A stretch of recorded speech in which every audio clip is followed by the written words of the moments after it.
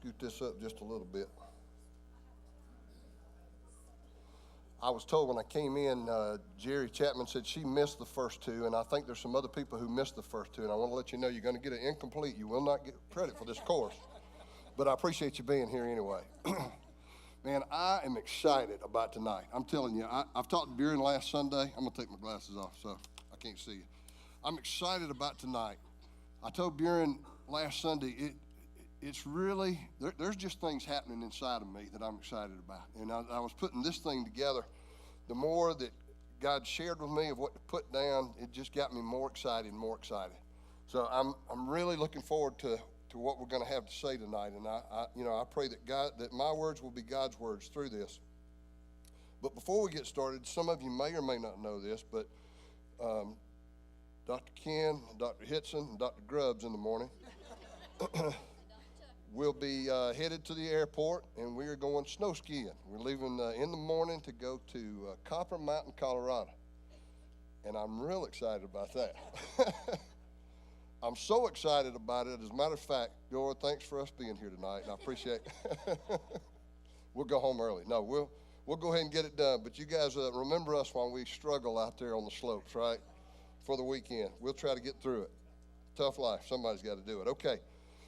This 6-week period is the cycle of life, and we're trying to cover the areas of relationship, finances, and health. And tonight we're going to touch on a little bit of each one probably, but we're going to try to really focus on relationships.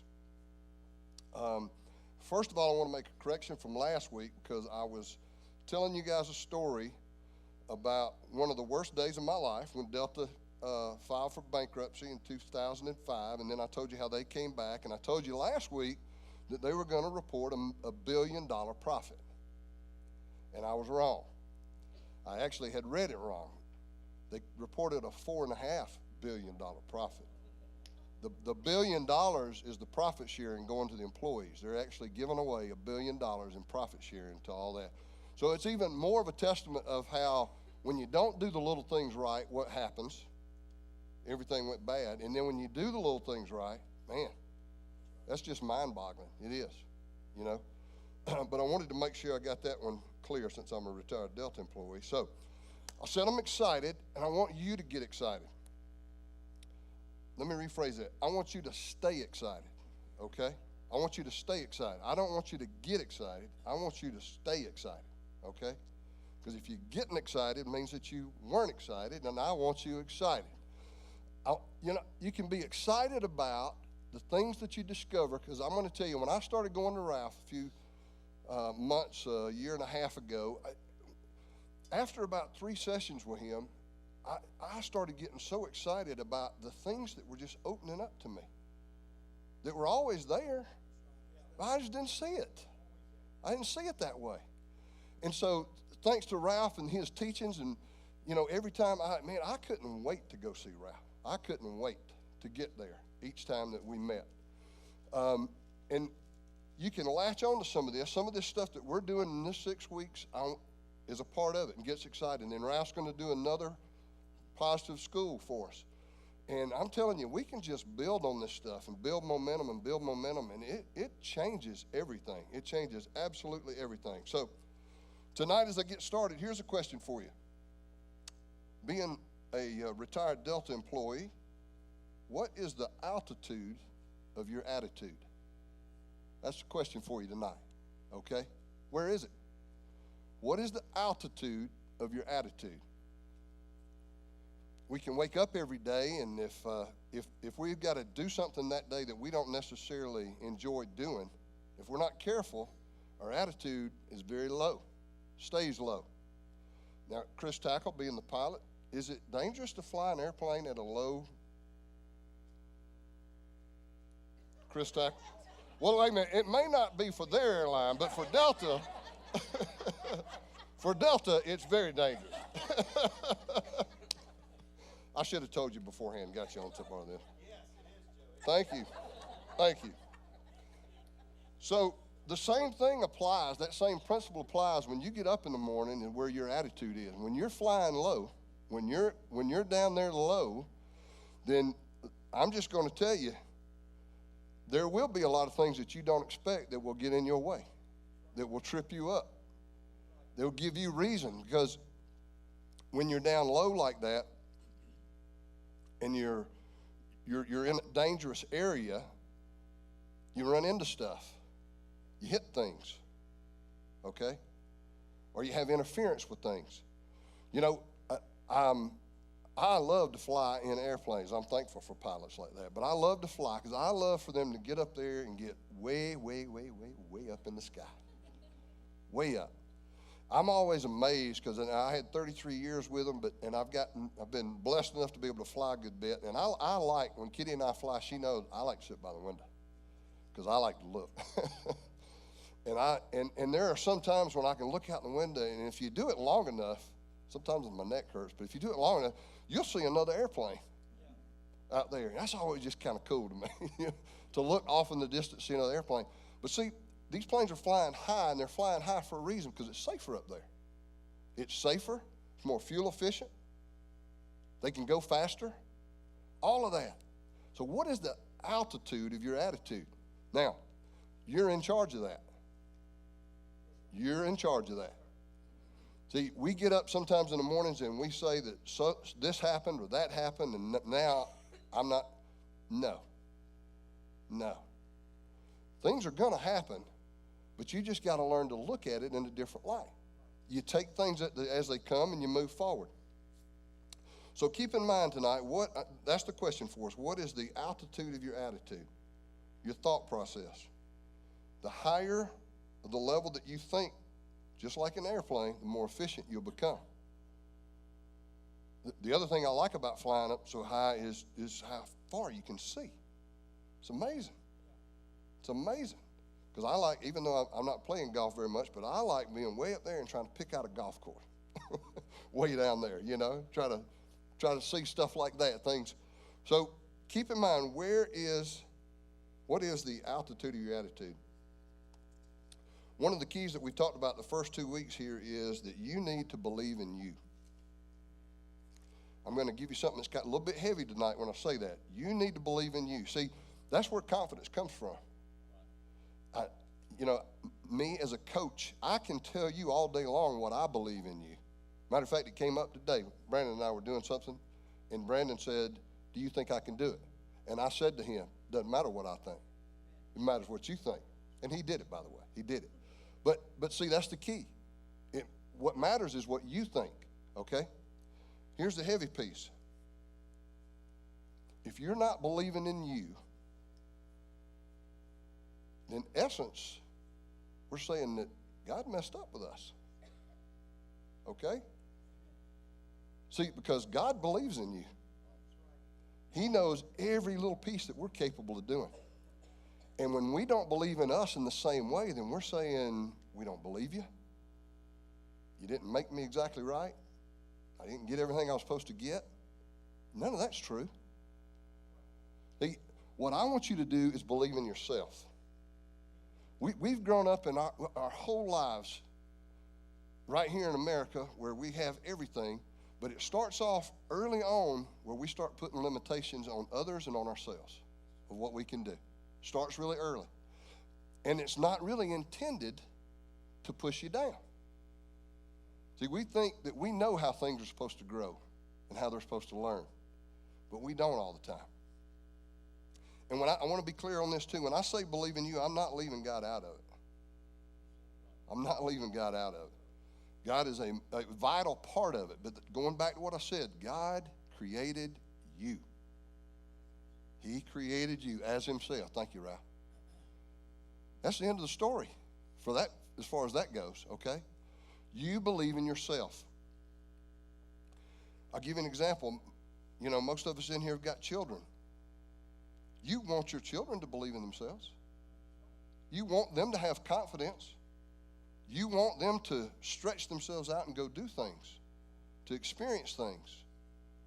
And sometimes as parents, we do try to push them a little bit to try to let them do that, but then we hold it back ourselves. And that's the altitude of your attitude. So God looks at us the same way. See, we're his children. And he wants us to believe in ourselves. When you first started riding a bike, how many of you, when you first started riding a bike, weren't sure it was going to come out really well. You know, I know I did. I wanted to ride, just wasn't sure it was going to come out too well, but it did. I don't remember who got behind me, held the seat, pushed it, and that's the end of the story. I went on my way, learned to ride a bike. But I had to believe that I could do it. And then here's the key, though. The more I did it, the more confident I got. I knew I could do it. All right. I think we get off track sometimes in the way that we call upon God. And don't misunderstand me. I do depend on him, and I acknowledge him. All that I have and all that I know comes from him. But here's something a mistake I believe that we do sometimes. I know I do. I'm going to assume you do it sometimes too. You ever ask God for patience? Right. You ever ask him for something like that, or ask him for strength in something? See, here's the thing. Most of the things that we ask God for, we've already got it. We've already got it. We may ask God, because I hear some people sometimes saying, I want to ask God for more patience. And I heard somebody one time that said, be careful with that. Be careful with that. But see, what God wants us to do is learn to develop what's inside of us and not asking him for what we already have. And don't misunderstand me. I do. I go to God with things. But, we ask God for strength. We already got it. I just visualize things sometimes. And I'm not irreverent with God. But there's, a lot of times when we have the blessing at our house, and Kitty will say, are you going to pray? And I'll start it out with saying, God, it's me again. And I know that God laughs at me because he made me that way. He made me that way. But sometimes, can't you see God when we ask him for patience, him slapping his head sometimes? Like, geez, you already got it. Now, I'm going to tell you now, you do it with your kids. When they ask you for things, they ask you a question that they already know the answer to. We do it. So I want us to point out for us to take an evaluation with the altitude of our attitude and look at what do we go to God with? What do we ask him for? What do we get from him? What are we looking for from him? Because, see, the key is I know how to ride a bike. But if every time I got on a bike, I looked at it, I looked up at God and said, all right, show me again. And I got on that thing and I just kind of wobbled on out there. No. And see, what he wants us to do in every part of our life is to develop the things within inside us that he's already given us. Because here's the key. As Ralph said, we are created in his image. We have access to it all. We have access to it all. You can get to the point in the positiveness that we like to follow here, where we learn to battle it and we learn not to have a mindset of want or not to have a mindset of having less than. But sometimes there's a little sneak attack coming around when we ask God for things that we already have. It's the same thing. It goes back to one of the principles. I'm going to hit it on again, but remember last week, the second set of principles that I told you about is that we have to pay attention and be responsible. Pay attention and be responsible. If you pay attention, you'll realize that there's so many times that out of maybe some fear within us is why we ask God for things that we already had. And just like you as parents, you want to get your children over fears that they have. All right? That's what he wants for us. So that's why I say, I want you to believe in yourself. Get excited about who you are, what you have, what you're capable of. Because as I said, we have access to it all.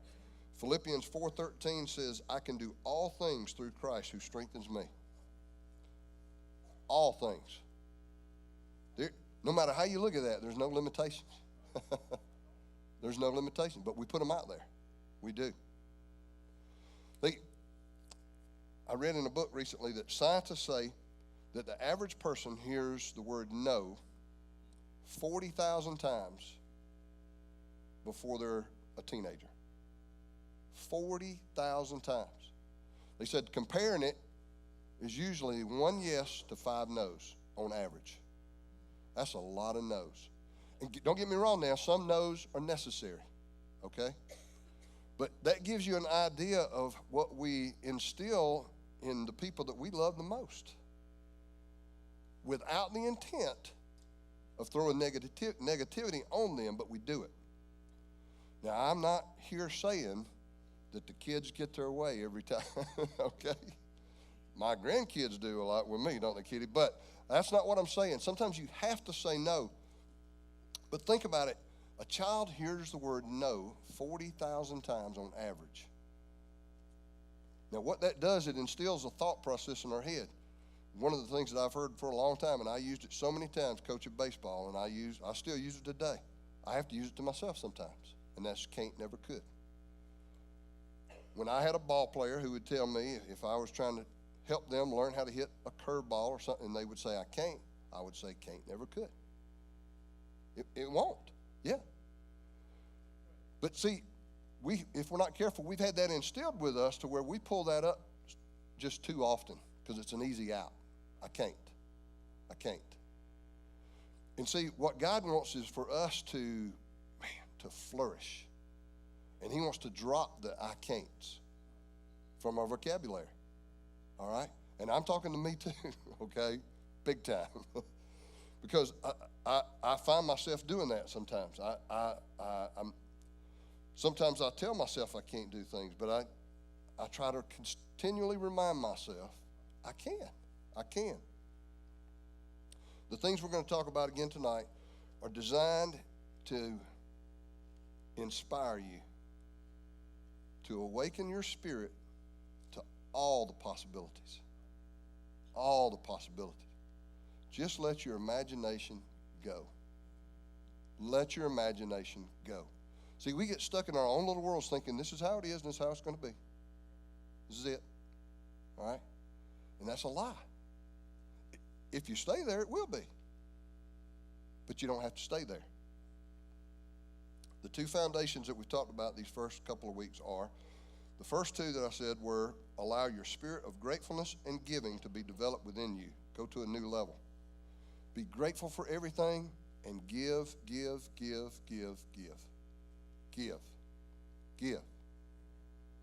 It's amazing what that does to you. It's amazing. And I'm going to share in the next couple of weeks some testimonies of that very thing. The second fundamental piece that we talked about last week that we introduced was what I said, pay attention and be responsible. You know, we go through life sometimes just following the motions of what we did yesterday. And that's when you're not paying attention. That's when you're not paying attention. See, start off each day when you get up with your gratefulness spirit of everything you have and say to yourself, I'm grateful that I'm going to pay attention today. I'm going to pay attention to things around me. I'm going to pay attention to somebody that needs a word, somebody that just needs a smile, somebody that may need something for lunch. I don't know, but whatever it is, learn how to talk to yourself. This is where it really starts. We tend to make things much bigger than they are. We overwhelm ourselves with our thoughts. For instance, has anybody ever said, I'll never get my weight under control?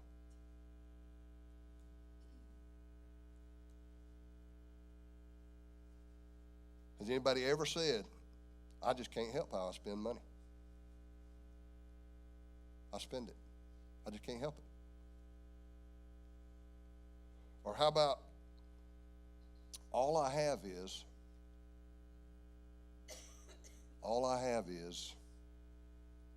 or I only have. See, we say stuff like that when we're not paying attention.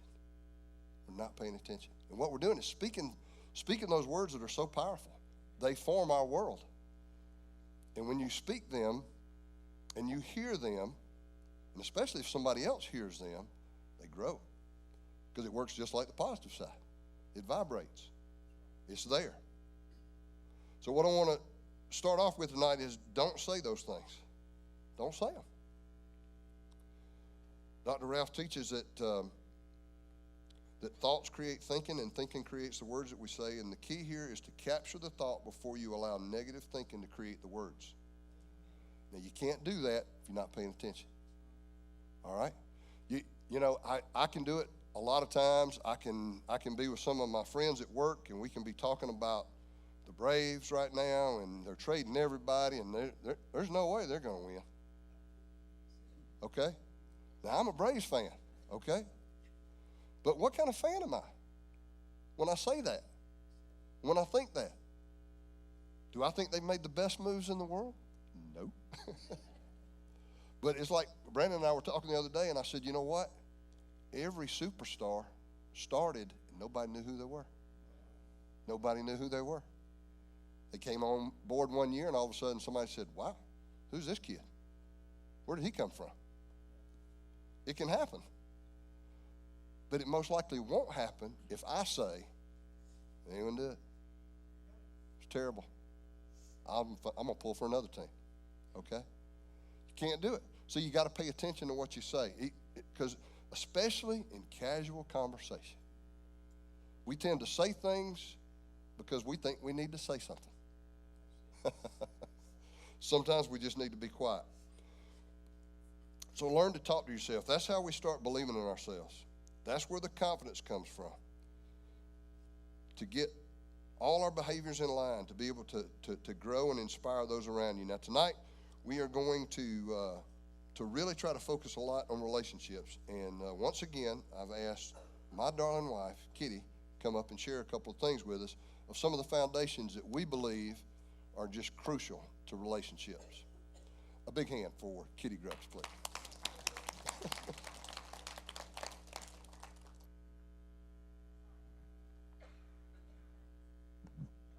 Thank you. Okay, I'm just going to take a few minutes to share what Joey asked me to talk about tonight, and that is the 5 love languages. Now, don't turn your brain off if you've heard us or been in our class on the 5 love languages. Listen again. This is the book. If you don't have the book, we have 2 copies here tonight. We'll be glad to send them home with you if you want to explore this a little further. You see this is a pretty thick book, and I have 5 minutes to just kind of give you an overview, so it is here. The 5 love languages are actually a tool, okay? It's a tool to help you express to your mate, your child, your friend, whoever, your love and commitment to them. And, you know, over the last few weeks, it's funny because Joey just kind of tells me what he'd like me to share, and he doesn't necessarily tell me what he's going to share. And, of course, my first thing was going to be talking to you about the fundamentals that he's been sharing with us about developing the spirit of giving, paying attention, and being responsible. So once you have these tools tonight, or if you've had them in the past and you need to renew the way you think about them, let's remember, pay attention and be responsible. This is a tool. And he and I were talking about, I said, you know, it's a little different now talking about the love languages than it has been in the past because we are continuing to develop this fundamental belief that other people don't make us happy. So what I'm not telling you tonight is this, your spouse or your mate or your parent using these tools with you, it's not to make you happy. It's for them to show their commitment to you, okay? So these tools are not for you to say, my spouse doesn't show me love this way. It's for you to be able to express it. And the point that Joey's made before is we're conditioned by books, movies, and TV to believe that other people define us and make us happy. But this is we're changing that. Okay, we're looking at it differently. Now we're just going to go quickly through the 5 love languages. Like I said, if you want to explore this further, we have 2 copies here tonight, and I'm sure there are other people that have copies. The first love language that I want to talk about is words of affirmation, and it's sometimes referred to as words of encouragement. And I want to just quote this directly from the book. Encouragement requires empathy and seeing the world from your spouse's perspective. I'm going to use your spouse tonight, but you can do it for any relationship in your life. We must learn what is important to our spouse. And I think words of encouragement is pretty self-explanatory. That is using your words to encourage the people you love in their lives. What Joey's been saying over and over, developing that spirit of gratefulness. But don't just feel grateful, say it. And then, like, one of Joey's major love languages is words of encouragement. I might say thank you, but see, that might not just be quite enough. I need to express it very specifically. Thank you for getting up at 5 o'clock in the morning and still unloading the dishwasher before you went to work. So when I get up, whenever I get up, and the dishwasher's unloaded. Now, that might not be a big deal to you, but it is to me, okay? I got up the other day, and that dishwasher was unloaded, and I was like, thank you, God, once again, for Joey and his servant spirit. But he knows that that is one of my main love languages. The next love language is quality time. And a central aspect of quality time is togetherness. But togetherness has to do with focused attention. I have some very special people in my life that quality time is one of their major love languages. This is a little difficult for me because I have been in the past a multitasker, and I'm learning how to move away from that. Because if I'm right in the middle of something, like the other day, my little 4-year-old grandson, Braxton, wanted a smoothie. So I was right in the middle of making him a smoothie, and he wanted to show me how he could hop on one foot across the kitchen. But he didn't want me to go, that looks good, Braxton. He said, Nan, stop and look at me. But our friends or our spouse might not say, stop, look at me, make eye contact, listen to what I'm saying.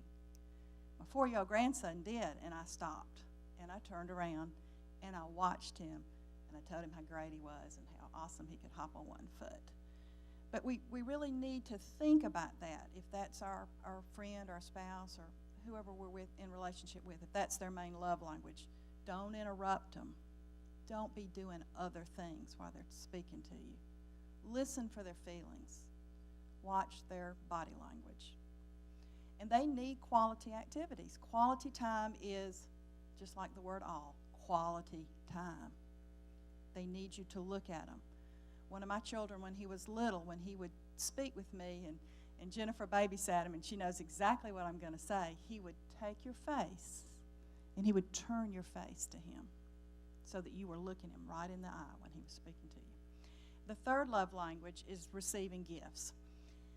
This is actually considered the easiest love language, in that receiving gifts just means receiving gifts. Now, it doesn't have to be huge gifts or expensive gifts, but the person that really feels love this way likes little gifts. It might be little notes, it might be candy, but it means little gifts. And if you don't already know, Pastor Buren loves little gifts, and he feels love by little gifts. And I have him a little gift. His caramel apple Charms Pops. He loves them.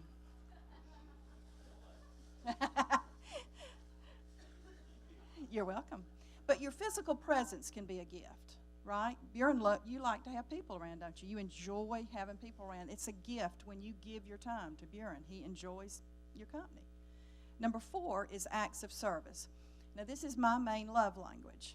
And my husband is fabulous at this. Like, when I was teaching piano lessons this afternoon, I heard him walk in the back door. He came and gave me a kiss. And, of course, Anna Tackle always goes, oh, would you just tell me when you're going to do that? But as soon as he did that, he went in there, and I could hear the garbage going out of the garbage can. I mean, he just starts looking for ways that he can make my life easier because he knows that's my main love language. And acts of service are acts of service. But my sweet daughter-in-law, Mary, the other day, she came over to the house. I've always wanted to learn to knit. I know that might not sound exciting to you, but it was to me. And she took an hour and a half of her time to sit and start teaching me how to knit. I couldn't believe she'd been there for an hour and a half when she left because I was so excited and I was getting it. And so, just anything that you do for someone that's their main love language.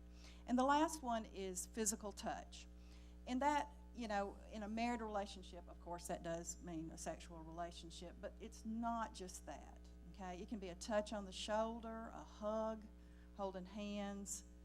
And let's face it, a physical touch can make or break a relationship. So if your spouse's main love language, and we all need all of these things, but it's just usually there's one that's just more important to us. And so we want to be real careful on that. And something that Pastor Buren shared, I believe it was this last Sunday, he said, you can't just say that's good stuff, and you can't just know it. You got to do it. Okay, these are all really good tools that you can use in your relationships, but you have to use them for them to be effective, and you have to know. You need to sit down with your spouse. You need to say, what do you think your main love language is? There is a little written evaluation. It's not really a test. It's just an evaluation to help you understand what your main love language is. And I just want to close tonight with a quote from one of the many books that we have really been enjoying lately, and it's called Satisfied. The book is by Jeff Mannion. And I want you just to really listen to this, okay? Don't tune me out. This is really important. I have discovered a major barrier to doing good. It is quite naturally our belief that doing good is not good enough. We don't merely want to do something good. We want to change the world. We aspire to do something great. Our desire is to live great lives and have a great impact, so we look for great things to do. As we keep a sharp eye out for great things to come along, we wait. We wait as we attempt to identify our unique contribution to the human race. We wait for some massive breakthrough moment. We wait to be discovered. And as we are waiting to do something great, a parade of opportunities to simply and humbly do something good goes marching by. While waiting for one moment of greatness, we miss out on 1,000 moments of goodness. Here's a thought. What if we had led great lives by doing good things over and over and over again? What if the path to greatness is repetitive goodness? What if greatness is goodness compounded? I suspect that we arrive at greatness through the lengthy corridor of repeated, small, humble acts of goodness. And I believe that love language is one of those tools. Thank you, Kitty. Absolutely anybody that I know that is about to get married, that book right there is one of the books that I tell them that's a must. It's a must. And as she said, it's not very big, but it is just so full of learning how to express love to one another. See, a lot of times, like Kitty was alluding to there with movies and TV shows and things, we see those things and we think that's how it is. But it's not. It's what's in that book. It's what she just shared with you. It's those little things, the little things that take care of it. Now, in relationships, I want to ask you another heavy question. How do you think about your mate? Not what you may tell me if I ask you in private. What do you really think about them when you're by yourself?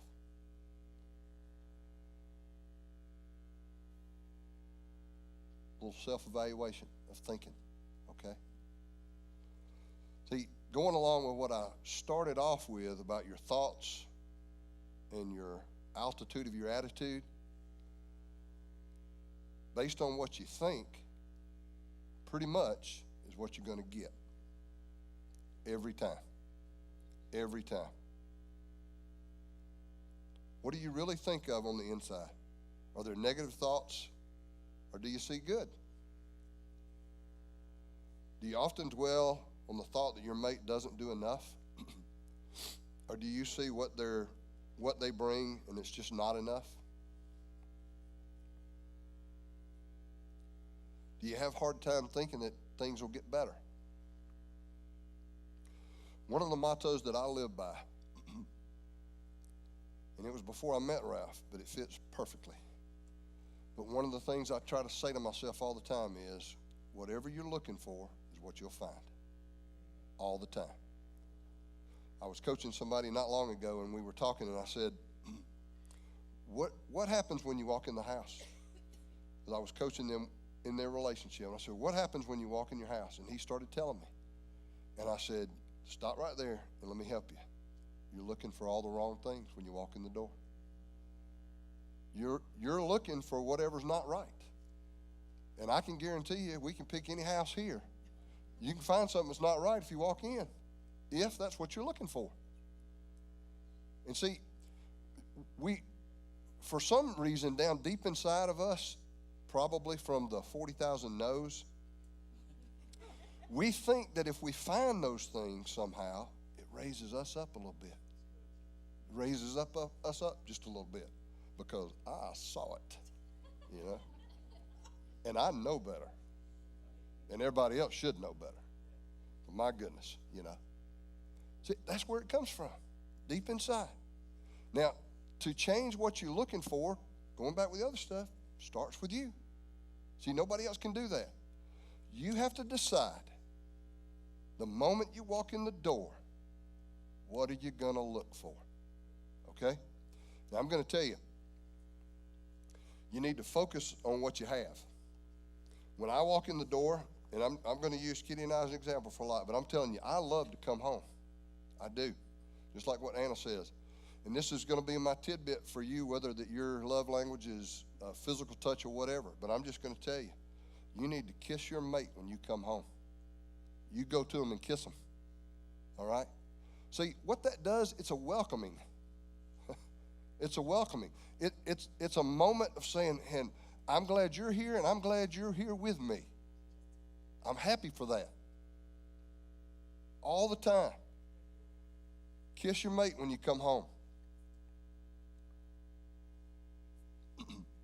Don't focus on what you don't have. Focus on what you do have. See, whatever you're looking for, if you go in and there are dirty clothes, or if there's dishes that are dirty, or anything that you can imagine, and you pick that out, and you let that do what I call disturbing your waters, okay? Because here's what happened, and I like to use this as an analogy sometimes. Everybody's been to a lake before early in the morning when it's just like glass, slick as glass, right, Ken? Yeah. It is beautiful, beautiful. Now, you can go and you can take a big boulder and throw it out there, and what happens? It troubles the waters. They start to bounce. The ripples are there. So you come in your house and you look for what's not good. Every time you do that, you're throwing a rock in the water. Every time you do, and the ripples are there. And then, if you say something, then you made a wake, right? What you've done then is you toss more rocks in the water. Now, Ken, a lake is fun, but it's hard to have a lot of fun on it when it's all rough, right? It is. The things that you want to do out on the boat and stuff. Same thing applies in our lives and in our houses, where we go.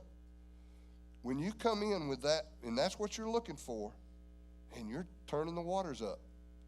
Hey, I'm going to tell you how I like peace, okay?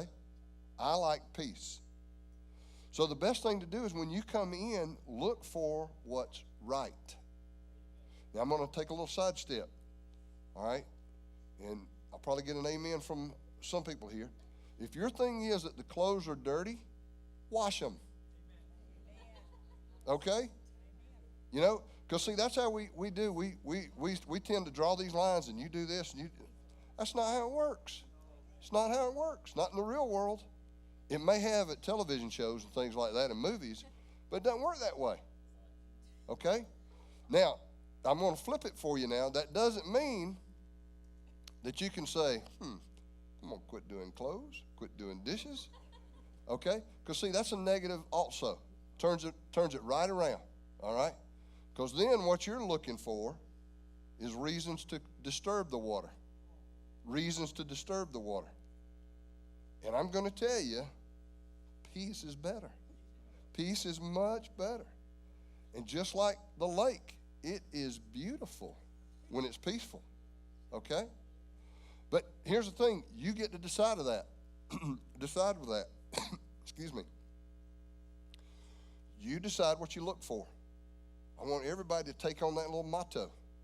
When you go in somewhere and things are not right, stop Go back to these fundamentals. Pay attention, be responsible. Think about it. Why is it not right? You got to be careful. I'm going to give you some fundamentals of the things that Kitty and I have learned and that we try to do a lot. And I'll talk about some of them, and I'll go kind of quick through a couple more. But here's one thing that I want you to do with your relationship, because what this does, again, it brings peace. Brings peace. Excuse me.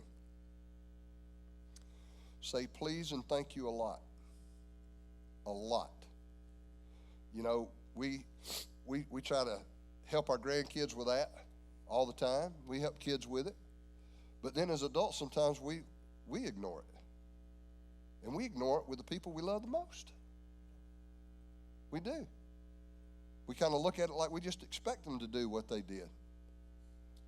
But I'm telling you, pay attention, be responsible, say please and thank you a lot. A lot. No matter what it is. Say I love you a lot. Say I love you a lot. And I'm going to take a page out of Ralph's book. Be careful how you say it. Okay? In other words, use a tone that's expressing love. Okay? See, we get in the habit all the time of saying it, just, it's automatic. And that goes back to what I was saying earlier. It's automatic, so we don't even think about it. So we really probably don't mean it at that moment, right at that time. It's just what we think we're supposed to say. What each of you like to hear, I love for Kitty to tell me she loves me. I do. And you do too. Not Kitty. You do too. You love to be told that I love you. See, what that does is it keeps the waters peaceful. It settles things. You don't have to wonder. You don't have to wonder. Because we go through life, when you're young and you got small kids and life is just, it's busy. It's crazy. It's crazy. And it does slow down a little bit, but life stays crazy. It does. But just pay attention, be responsible, say I love you a lot, and mean it, and saying it in the right tone. Protect and schedule time together. It is so easy. There's so much going on that you can go. One of the things that Kitty and I do, we have a couple of days that are just our days, okay? We have a couple, most of you know, Saturday mornings, we're going yard selling, okay? We're going treasure hunting. We love doing it together. It's fun. We find some stuff.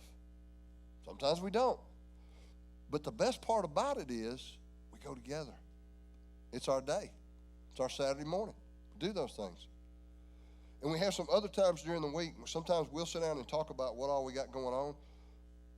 Excuse me. We'll make sure that we've got time set aside during the week. I don't want a busy week all week long where I see her, on Sunday and I don't see her again until Friday, to where we have a conversation. We talk. So protect and schedule your time together.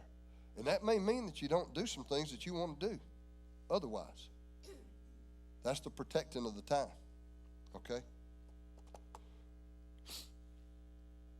Going along with the love languages, give whatever you want to receive. It comes right back to you, don't it, Ralph? When you give, it comes right back to you. See, a lot of couples get in this thing where if you're not getting what you want, the idea is to punish the other person in some way. And all that does is add on to the troubled waters. That's another rock into the lake. That's more ripples. Doesn't work that way.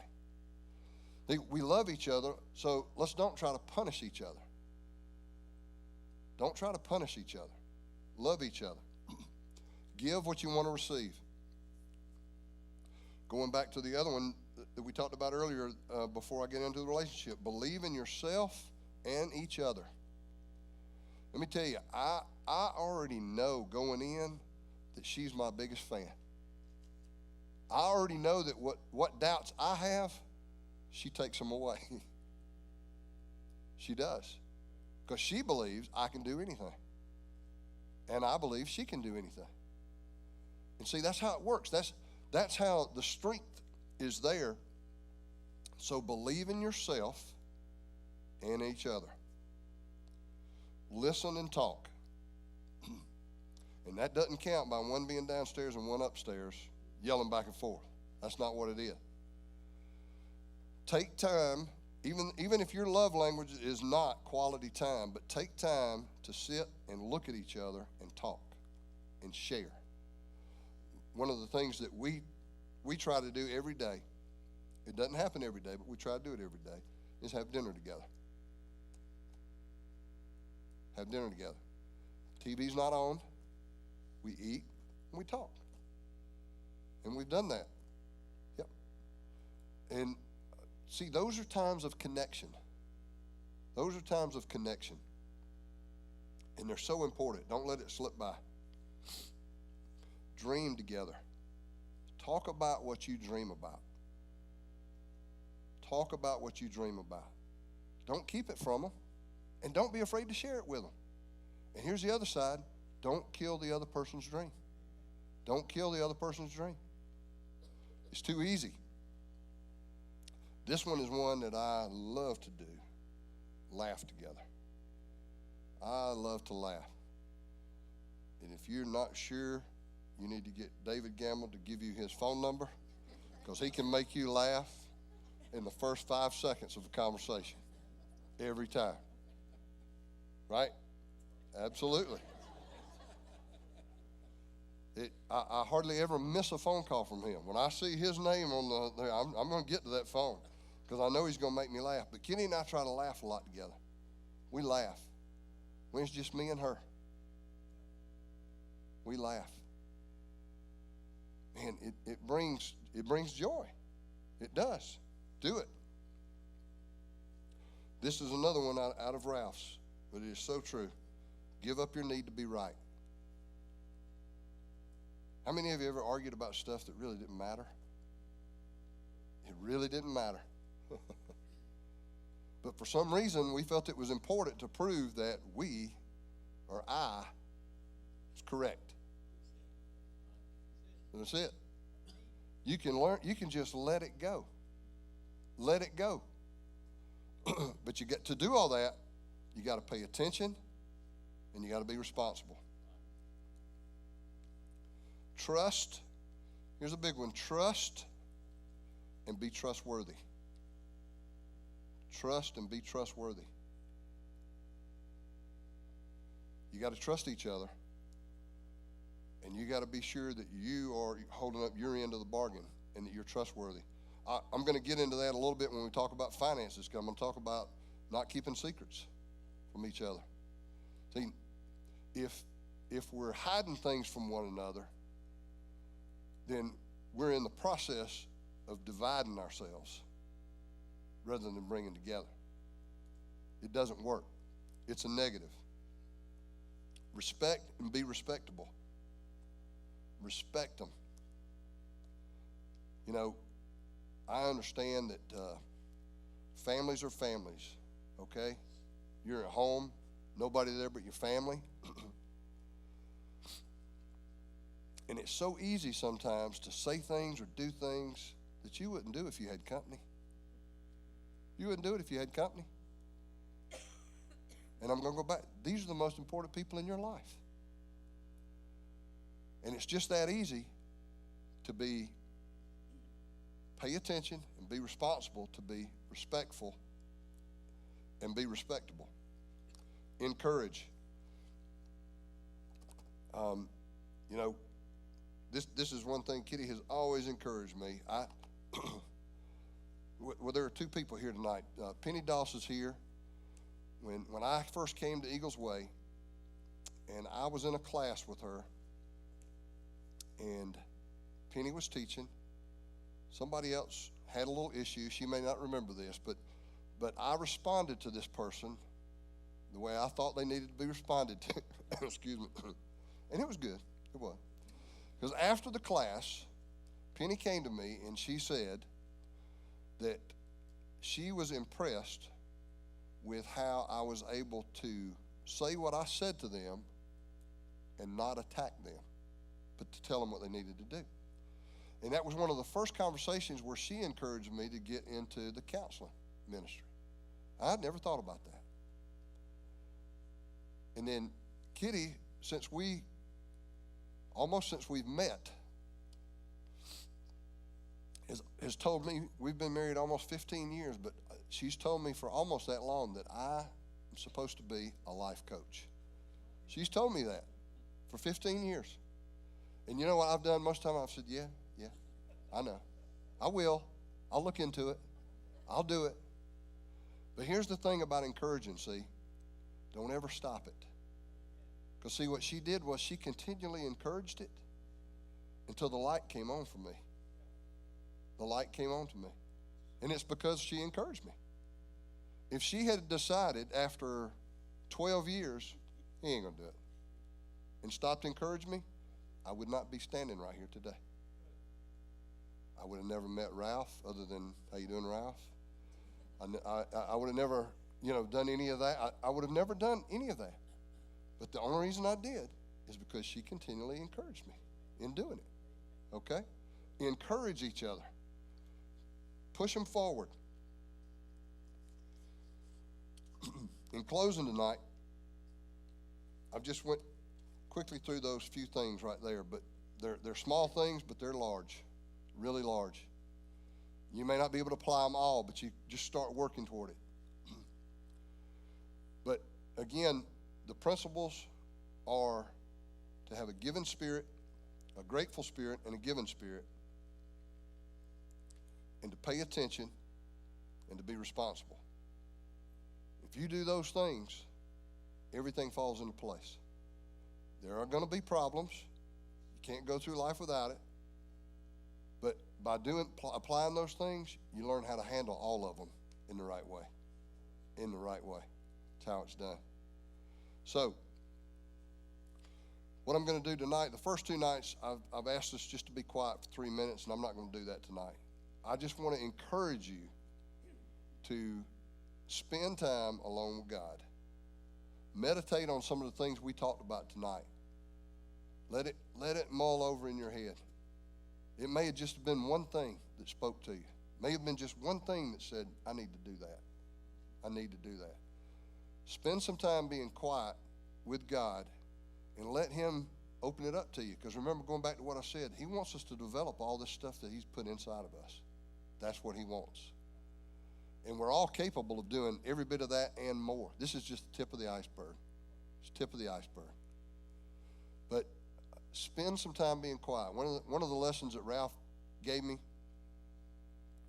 was a lesson of somebody who spent a lot of time being quiet with God. But the whole crux of it was that he said, the longer I'm quiet, the more quiet it becomes, it's amazing how loud God becomes. You're able to hear. You're able to hear. See, a lot of times we pray and we're in a hurry and we're praying while we're brushing our teeth and getting ready and, God be with you, going about. And we're not taking the time to listen. So make a commitment to yourself to have some quiet time. If it just starts out with 3 minutes, just 3 minutes. And it'll build from that. But just say, I'm going to take 3 minutes and be still and just listen. I've had a couple of moments where I wake up early, don't I, Ken and David, when we go ski?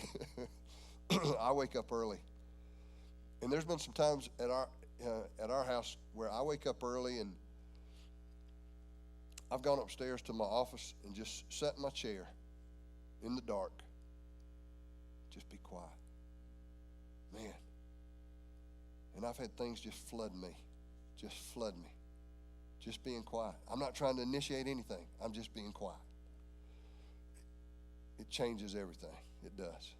Can you do that? Take some time to do it? Okay? All righty. Well, let's close with prayer. And let's apply some of this and make things at another level, okay?